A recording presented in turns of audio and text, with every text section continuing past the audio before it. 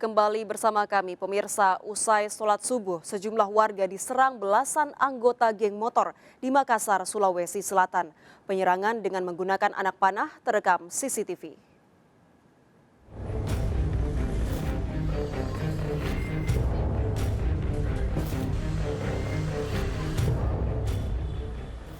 CCTV merekam aksi belasan geng motor menyerang warga yang sedang berjalan dan bersiap ke pasar di Jalan Abu Bakar Lambogo, Makassar, Sulawesi Selatan.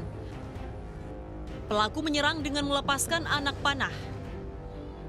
Tak hanya itu, kawanan geng motor itu juga mengancam sejumlah warga yang baru saja pulang dari sholat subuh. Usai melakukan penyerangan, pelaku kabur melarikan diri. Kita tidak tahu persis, tapi yang saya lihat dia pakai motor itu di CCTV. Ada berapa motor itu? Lebih dari 10 kayaknya. Bawa senjata tajam semua? Kayaknya bawa senjata tajam. Ada warga sempat diancam juga? Ada ini. Berapa banyak warga yang diancam? Ada 2, ada 3 dengan yang lagi pas pulang salat subuh. Hingga kini, aparat kepolisian masih belum bisa memberikan keterangan terkait aksi penyerangan kawanan geng motor. Warga berharap para pelaku ditangkap karena aksi penyerangan membahayakan warga sekitar. Dari Makassar, Leo Muhammad Nur, iNews melaporkan. 3 penonton luka-luka akibat tersambar motor yang dipakai saat atraksi Tong Setan di Jember, Jawa Timur. Motor tak terkendali akibat patah pijakan kaki.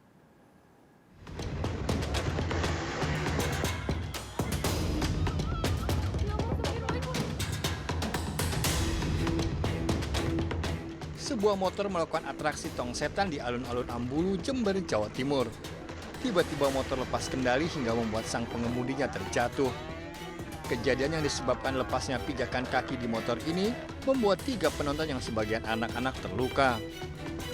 Para korban segera dievakuasi ke rumah sakit. Usai kejadian, polisi juga langsung memeriksa Sukowo alias Unyil, joki motor Tong Setan tersebut. Saat atraksi, tiba-tiba pijakan kaki pada motornya patah hingga dirinya terjatuh dan motor berjalan sendiri. Patah postingnya. Iya, postingnya patah. Terus langsung ke orang-orang? Enggak, motor sempat saya bawa turun. Terus motor itu naik sendiri motornya. Ke orang-orang terus? Iya, naik. Kejadian ini diduga akibat kelalaian. Nah, jadi ini masih kita lakukan pendalaman. Tapi kalau kita lihat ini karena kelalaian saja menyebabkan orang mengalami luka. Barang bukti motor disita. Dari Jember, Jawa Timur, Bambang Sugiarto melaporkan. Pelaku pembunuhan mutilasi terhadap wanita muda di Semarang, Jawa Tengah ternyata mantan kekasih korban. Pelaku seorang residivis pernah melakukan pencabulan terhadap korban tahun 2015. Usai bebas dari penjara, pelaku berniat kembali menjalin asmara, namun ditolak korban yang sudah bersuami.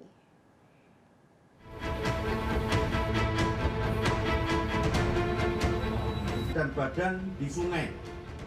Pelaku pembunuhan mutilasi terhadap Holiatun Imah wanita 24 tahun di kamar kosnya di Jalan Soekarno-Hatta, Semarang, Jawa Tengah tertangkap. Pelaku ternyata Imam Sobari, 32 tahun, warga Kabupaten Tegal, mantan kekasih korban. Sadis, pelaku yang merupakan residivis kasus pencabulan ini memutilasi tubuh korban selama 3 hari. 11 bagian potongan tubuh korban ditemukan pada 4 lokasi di kawasan Ungaran. Awalnya warga menemukan bagian tangan korban di Sungai Kretek, Kalongan pada Minggu siang lalu. Bagian tubuh korban ditemukan Senin pagi di Sungai Bergas, dekat kawasan wisata Cimori yang berjarak 14 km dari lokasi pertama. Bagian kaki korban ditemukan di lahan kosong di sebelah sebuah pabrik di kawasan Tegal Panas berjarak lebih dari 5 km. Sementara potongan tubuh lainnya ditemukan di Sungai Wonoboyo, sekitar 5 km dari temuan kaki korban. Usai memutilasi, pelaku 2 kali menjual perhiasan korban seharga 2,4 juta rupiah. Kemudian Senin siang, korban sempat menjual perhiasan korban dengan nilai 2.400.000. Senin sorenya lagi dia. Kemudian dibungkus tas kresek, dibuang di daerah Sungai Wonoboyo, Brebes. Pembunuhan terjadi usai pelaku Imam Sobari bebas setelah 6 tahun menjalani masa tahanan karena dilaporkan atas kasus perkosaan tahun 2015 hingga membuat korban yang saat itu duduk di bangku SMP hamil. Pelaku emosi setelah mengetahui korban yang bekerja pada sebuah tempat konveksi di Ungaran telah memiliki suami yang bekerja sebagai TKI di Taiwan. Pelaku ditangkap di kawasan Purworejo, Jawa Tengah saat kabur menggunakan kereta. Bunuh gimana? Terus motifmu apa kok potong-potong sampai 11 itu? Karena kalau masih utuh bingung Pak. Kamu bingung? Bener kamu menggunakan pisau ini? Pelaku terancam 20 tahun penjara. Dari Kabupaten Semarang, Jawa Tengah, Luri Salulu melaporkan. Keluarga korban pembunuhan mutilasi di Tegal, Jawa Tengah menangis histeris saat jenazah korban dibawa ke rumah duka. Pelaku yang baru bebas dari penjara diduga dendam korban tak mau diajak nikah.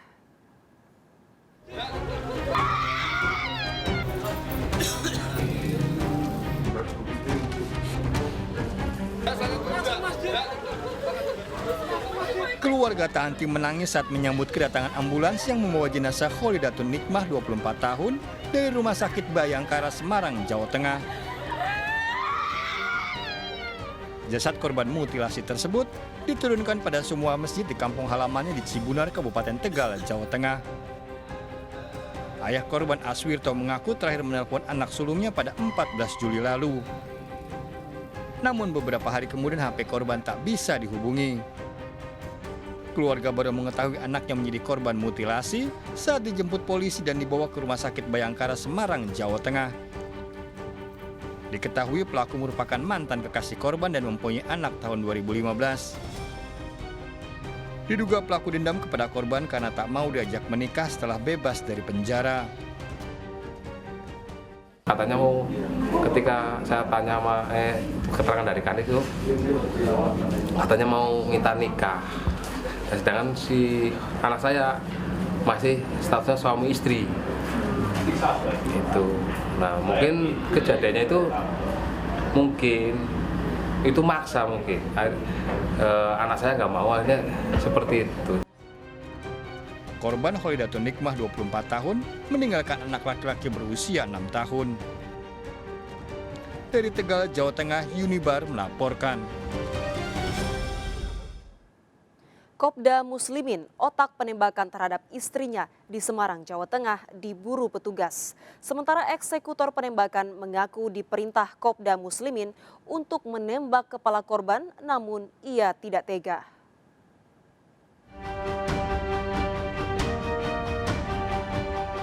Kopda Muslimin, otak penembakan terhadap Rina Wulandari istrinya yang terjadi di depan rumahnya di Jalan Cemara, Semarang, Jawa Tengah, diburu tim gabungan TNI Polri. Anggota TNI ini diketahui kabur usai mengantar istrinya yang terkena tembakan ke rumah sakit.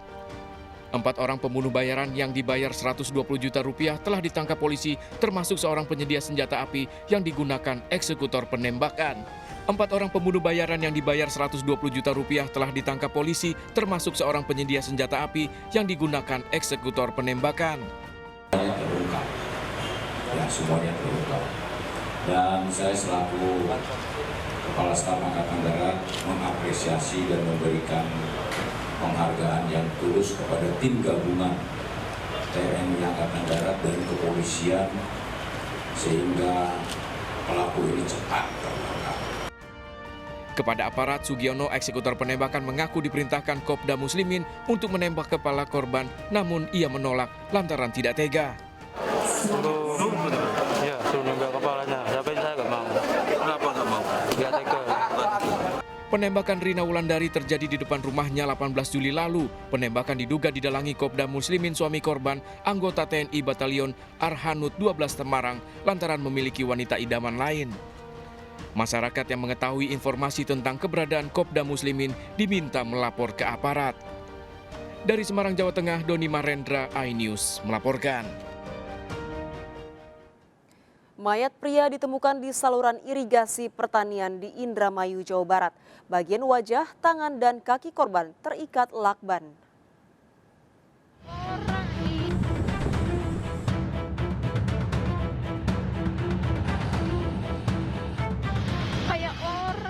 Jasad pria ditemukan di saluran irigasi pertanian Desa Pekandangan, Kabupaten Indramayu, Jawa Barat. Korban ditemukan mengapung dengan wajah, tangan, dan kaki terikat dengan lakban. Tidak ditemukan identitas pada tubuh korban. Korban langsung dievakuasi ke Rumah Sakit Bayangkara untuk diotopsi. Kami mendapat laporan dari warga ada penemuan sosok mayat laki-laki tanpa identitas. Lalu tim kami mendatangi TKP dan saat ini kita sedang berada di Rumah Sakit Bayangkara Indramayu untuk melaksanakan kegiatan otopsi. Ya, tadi kita temukan dalam keadaan terlilit lakban, ya, bagian wajah, bagian tangan dan kaki. Polisi menyelidiki penyebab pasti kematian korban yang diduga menjadi korban pembunuhan. Dari Indramayu, Jawa Barat, Toi Skandar, iNews melaporkan. Pencurian motor trail milik pegawai kafe di Pancoran Mas, Kota Depok terekam CCTV. Pelaku menggasak motor korban hanya dalam 1 menit.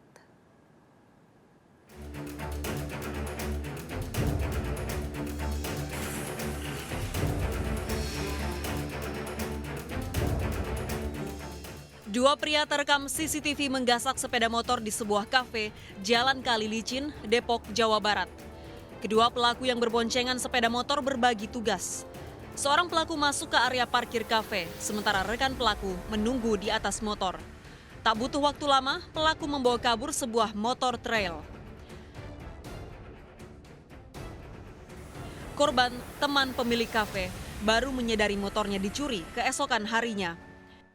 Hilang, dicek nggak ada, ya udah akhirnya dia minta lihat CCTV, saya kasih lihat CCTV-nya, akhirnya benar-benar motor itu kembali, ada dua pelaku. Datangnya dari arah mana sih, Mas? Datangnya itu dari arah sana, dari depan gerbang, kan karena waktu juga. Berbekal rekaman CCTV, korban melaporkan peristiwa ini ke Polsek Pancoran Mas. Dari Depok, Jawa Barat, Iyung Rizky, iNews melaporkan. Ratusan polisi mengamankan proses otopsi ulang jenazah Brigadir Yosua yang akan dilakukan pukul 7 pagi ini. Ikuti informasi lengkapnya sesaat lagi, tetap di Sergap.